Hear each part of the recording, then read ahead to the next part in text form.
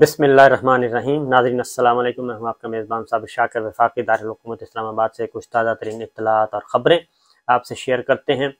اس وقت صورتحال کوئی اچھی نہیں ہے پاکستان کے سیاسی نظام کی اور پاکستان کے قومی سلامتی کے معاملے میں، کیونکہ جو آڈیو لیکس ہوئی ہیں اور یہ بہت بڑا سکینڈل سامنے آیا ہے، یہ اپنی جگہ، اور یہ اس وقت سامنے آیا ہے جب حکومت اور حکومتی مشینری، ریاستی مشینری، ریاستی ادارے صرف ایک کام پہ لگے ہوئے تھے، اور وہ پچھلے تقریباً 5 + 3 8 مہینوں سے صرف ایک کام کر رہے ہیں۔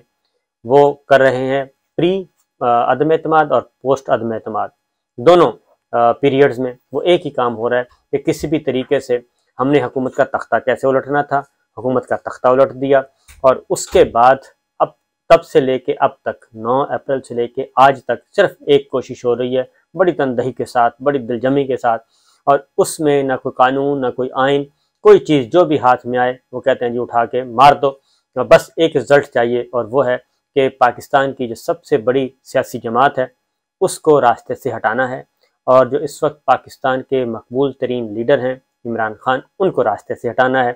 یہ اب اگر ہدف ہو ریاست کا، حکومت کا، ریاستی اداروں کا، حکومتی اداروں کا، تو پھر اس کے بعد پیچھے رہ کیا جاتا ہے؟ یہ وہ بنیادی سوال ہے جو کہ اصل مسائل پیدا کر رہا ہے۔ جب ایک چیز سموتھ چل رہی ہو تو اس میں اچانک بلا سوچے سمجھے، یعنی کہ ابھی تک سمجھ نہیں آ رہی کہ یہ رجیم چینج کیوں کی گئی، ایسی کیا افتاد آن پڑی تھی۔ انتخابات کی طرف ملک جا رہا تھا، آخری سال تھا حکومت کا، اور آخری سال کے بعد الیکشن ہونے تھے، اور آرام سے سب کچھ چل رہا تھا، تو پھر آخر کیا افتاد آن پڑی تھی؟ کیا پاکستان ڈیفالٹ کر رہا تھا؟ کیا کوئی اور مسئلہ ہو گیا تھا؟ بظاہر ایسی کوئی معقول وجہ سامنے نہیں آ رہی کہ رجیم چینج کیوں کیا گیا۔ اور اس کے بعد جو اب تک، کیونکہ معیشت کا بتایا گیا تھا، تو معیشت کے اعداد و شمار تو دیکھ لیں، کمپیئر کر لیں پچھلی گورنمنٹ کے اور موجودہ 5 مہینوں کے، زمین آسمان کا فرق ہے، اور پاکستان کا بھرکس نکل گیا ہے ان 5 ماہ میں، جو پچھلے 20 سالوں میں نہیں ہو سکا وہ 5 ماہ میں ہو گیا۔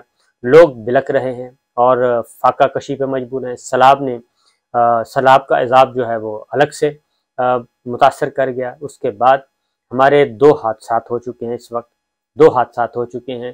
ایک پہلے حادثہ ہوا بلوچستان میں ہیلی کاپٹر کا، اس میں ہمارے لیفٹیننٹ جنرل کور کمانڈر سمیت دیگر سینئر آفیسرز گئے، اس میں ایک میجر جنرل، ایک بریگیڈیئر، 1 اسٹار جنرل، اور باقی آفیسرز گئے، یعنی کہ وہ اتنا بڑا حادثہ تھا۔ میں پہلے بھی بتا چکا ہوں، ہمارے ایئر چیف مصطفی علی میر کی شہادت کے بعد، وہ اس کے بعد یہ پہلا بڑا حادثہ تھا جس میں ہمارے 3 اسٹار، 2 اسٹار، 1 اسٹار جنرل اس میں جام شہادت نوش کیا۔ اس کے بعد دوسرا ہیلی کاپٹر پھر کریش کر گیا ہے، اور وہ بھی ہمارے ملٹری آفیشلز کا تھا۔ اس میں ہمارے 2 سینئر آفیسر، 2 میجر گئے ہیں، اللہ تعالیٰ کو پیارے ہوئے ہیں، جام شہادت نوش کیا۔ اس کے بعد +4 ہمارے دیگر جوان ہیں وہ گئے ہیں، اور سب کی عمریں سوائے ایک کی عمر 44 ایئرز، باقی سب 39 سال، 30 سال، 27 سال، 28 سال ینگ ہمارے آفیسرز اس میں اللہ تعالیٰ کو پیارے ہوئے ہیں۔ تو یہ سب کچھ، اور وہ بھی بلوچستان میں ہوا ہے، فلائنگ مشن پہ تھا ہمارا ہیلی کاپٹر۔ تو یہ سب کچھ ہو کیا رہا ہے؟ اللہ تعالیٰ ہمیں اس مصیبت سے نکالے، اور اس ساری چیزوں کو اللہ تعالیٰ ہمیں محفوظ رکھے۔ یہ ہو رہا ہے سب کچھ، اور ایسے لگ رہا ہے ادھر آ جائیں آپ، ملٹری سائڈ پہ ادھر آ جائیں، P M office, P M house, وہاں پہ کیا کیا لیکس ہو رہی ہیں، کوئی تصور نہیں کر سکتا تھا کہ ایک اتنے بڑے ملک کا وزیر اعظم آفس اور وزیر اعظم ہاؤس جو ہے وہ محفوظ نہیں ہے۔ یہ پہلے بھی چیزیں ہوئیں، وہ اتنا خطرناک نہیں تھا، جو اس وقت ہوا ہے وہ زیادہ خطرناک ہے، میں تو یہ سمجھتا ہوں۔ اور ابھی تو وہ کہتے ہیں کہ کچھ بھی نہیں سامنے آیا، بہت کچھ پڑا ہے۔ تو یہ سارے ہیں معاملات ہی، اور اس طرف کرنے کے بجائے، لیکن ہماری ترجیحات کیا ہیں حکومت کی ترجیحات بالکل دوسری ہیں۔ وہ ڈائلاگ نہیں کرنا چاہتے، وہ اس وقت جو سب سے بڑی اپوزیشن جماعت ہے جس کو زبردستی اتارا گیا، لوگ اس کی طرف لپک رہے ہیں، لوگ اس کی طرف دیکھ رہے ہیں۔ عمران خان لوگ نہیں بلکہ دنیا بھر کے لوگ ان کو دیکھ رہے ہیں، ان کو اگنور نہیں کر سکتے۔ میں یہ انفارمیشن کی بنیاد پہ بتا رہا ہوں کہ کوئی غیر ملکی سفارت خانہ جو بھی اس وقت اپنی اسسمنٹ بھیج رہا ہے، پلز بھیج رہا ہے پاکستان کے بارے میں اپنے ملکوں کو، کوئی ایک سفارت خانہ بھی ایسا نہیں ہے جو یہ کہہ رہا ہو کہ عمران خان حقیقت نہیں ہے، وہ سب کہہ رہے ہیں کہ عمران خان ایک حقیقت ہے، اور اپنی خارجہ تعلقات، پاکستان کے ساتھ تعلقات کی بنیاد میں عمران خان کو ایک اہم پلیئر کے طور پہ سامنے رکھنا ہے، اسٹریٹجیکلی عمران خان کو اہم پلیئر کے طور پہ سامنے رکھنا ہے، اس کو نظر انداز نہیں کرنا۔ یہ ہیں ہمارے غیر ملکی سفارت خانوں کی رپورٹس۔ لیکن ہم کیا کہہ رہے ہیں؟ ہم پچھلے 5 ماہ سے لگے ہوئے ہیں، یہ فتنہ ہے، اس کو دہشت گردی کے مقدمات میں اس کو فارغ کرنا ہے، اس کو زہر دے کے فارغ کرنا ہے، اس کے گھر کی بگنگ کرنی ہے، اس کے چیف آف سٹاف کو پکڑنا ہے، صحافیوں کو پکڑنا ہے، سب کو پکڑنا ہے، اور یہ ساری چیزوں کو کرش کرنا ہے، کل کرنا ہے۔ یہ ہماری پرائورٹی ہیں۔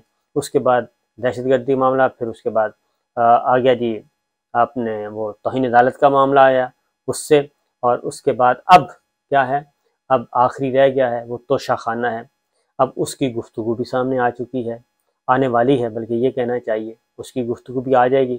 کچھ چیزیں تو ہیں، میرے علم میں ہیں کہ کچھ چیزیں تو موجود ہیں، اور کچھ اور بھی موجود ہیں جی، جو ہم تک تو کم از کم میں نے تو نہیں سنی، لیکن جو موجود ہیں، کیونکہ جو کانفیڈنس بتا رہا ہے عمران خان صاحب کا، اور ان کے پاس چیزیں وہ پہنچ چکی ہیں، اور وہ بھی اسی کا حصہ ہیں۔ تو یہ جو معاملات ہیں یہ کس طرف جا رہے ہیں، کیسے جا رہے ہیں؟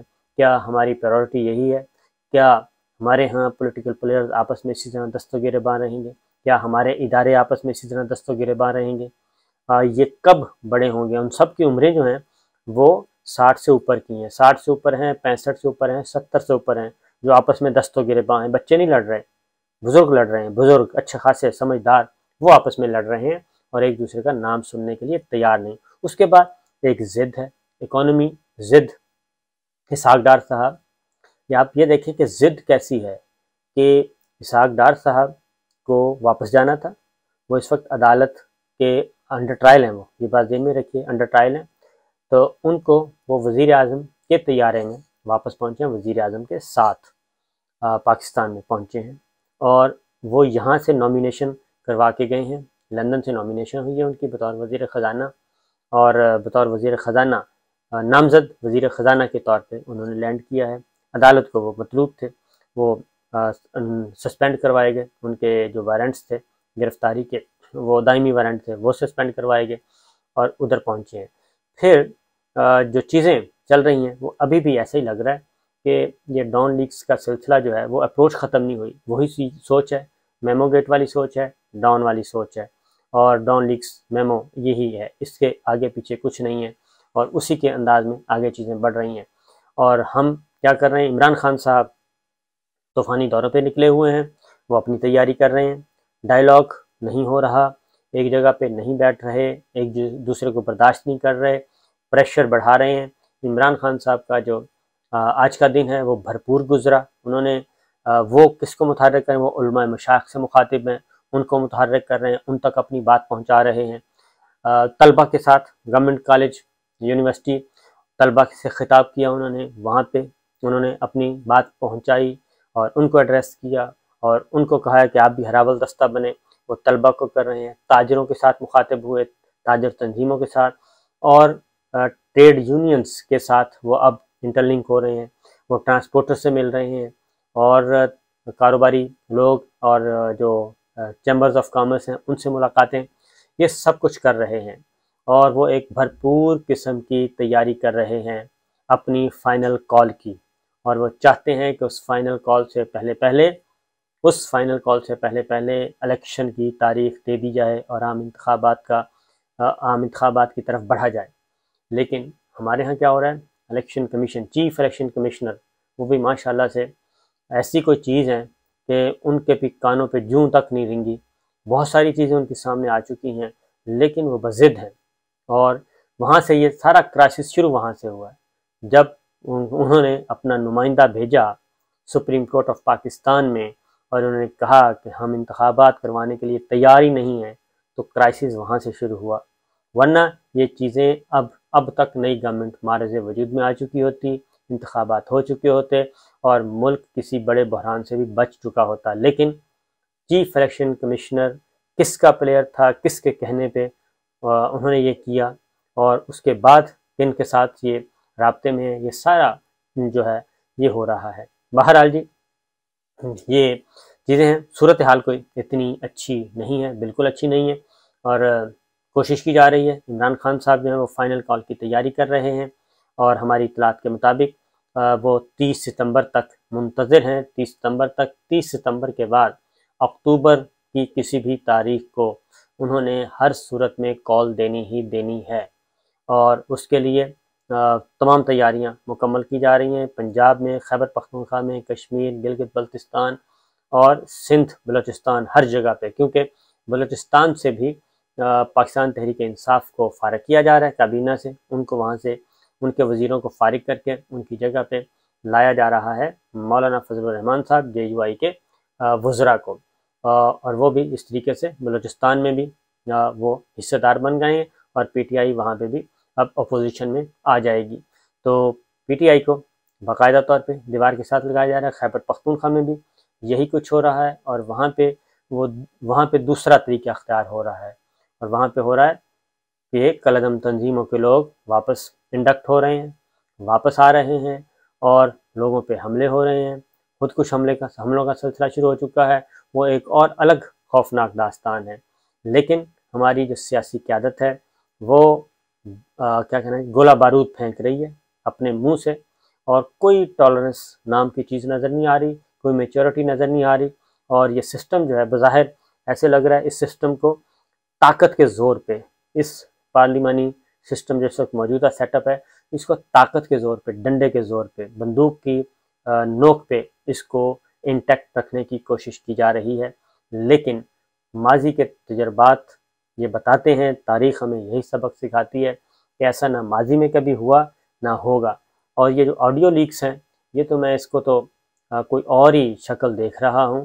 یہ تو ایک جو ہمیں نظر آ رہا ہے، اس کو کئی جگہ کئی ضرب دے لیں، کئی جگہ ملٹیپلائی کریں، اور اس کی جو شدت ہے، اور شدت جو اس کی ہے وہ کہیں زیادہ ہے۔ وہ کہتے ہیں نا کہ زلزلہ جب آتا ہے، ریکٹر اسکیل پہ پوچھا جاتا ہے کیا تھا اس کا لیول، تو اس کا جو ریکٹر اسکیل پہ لیول ہے نا جی اس زلزلے کا، یا آڈیو لیک زلزلے کا، یہ کہیں زیادہ ہے۔ اور اس کرائسس سے کیسے نکلنا ہے، کیونکہ اس میں بچا کوئی بھی نہیں ہے۔ اجازت دیجیے، اللہ حافظ۔